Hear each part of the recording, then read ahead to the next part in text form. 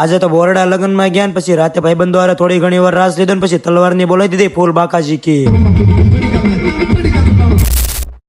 તો good morning બધાને. આજે તો સવારમાં આપણે જવાનું હતું બારગામ, એટલે બેન આપણને વહેલા જગાડો આવી ગયા ને પછી આપણે થઈ ગયા નાઈન ધોઈને તૈયાર. પછી તો આપણો સામાન પેક કરી લીધો થેલામાં, પછી થેલો લઈ લીધો હાથમાં, નીકળી ગયા આપણે તળાજા બાજુ. પોગી ગયા આપણે તળાજા ને તળાજા આવીને ટાંકી ફૂલ કરી લીધી, નીકળી ગયા આપણે બોરડા બાજુ. પછી તો ગાડીની ફૂલ બાકાજી કી બોલાવી દીધી ને પોગી ગયા સીધા આપણે જમણવારમાં. જમણવારમાં પોગીને અહીંયા જોયું તો ભાઈ કેમેરામેન માં હતા આપણા મિત્ર ચેતનભાઈ. પછી તો આપણે વરાજાને મળી લીધા ને ભાઈ આપણે પોગ્યા હતા થોડાક લેટ, એટલે જમવાનું શરૂ થઈ ગયું હતું મહિલાનું, એટલે આપણે થોડીક વાર ઉભું રહેવું પડશે.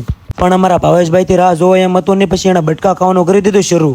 कैसे कैसे लोग रहते हैं यार यहाँ पर. પછી તો ફાઇનલી માં આપણો જમવાનો વારો આવી ગયો ને આપણે પડવાના હતા વરાજારે ફોટા, એટલે 2-3 વરાજારે ફોટા પડાવી પછી જમી લીધા. જમી કરીને આવી ગયા આપણે મેળી ઉપર આરામ કરવાનું, પછી મંગાવી લીધી સોડા ને પી લીધી સોડા. પછી તો ગયા નિલેશભાઈ ના ઘરે થોડીક વાર આરામ કરવા. આરામ કરવામાં ક્યારે રાત પડી જાય કઈ ખબર જ ન રહી. પછી મસ્ત મજાના તૈયાર થઈને આવી ગયા સીધા આપણે ગોતીડામાં. પછી તો ગોતીડામાં મસ્ત મજાનું ડીજે હતું ને ભાઈ આપણે બોલાવવાની ફૂલ બાકા જઈને પછી રાસ લેવાનું કરી દીધું આપણે શરૂ.